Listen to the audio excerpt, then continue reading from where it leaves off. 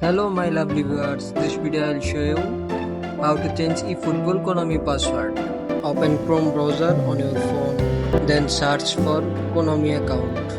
Tap on login and enter your Konami ID or user ID. Then go to your password and enter your Konami ID. Then Konami will send you an email. Then go to your Gmail and tap on the link and enter your 10 characters password. Thank you. If this video helped you, don't forget to like and subscribe my channel. Thanks for your support. Thank you. Bye bye.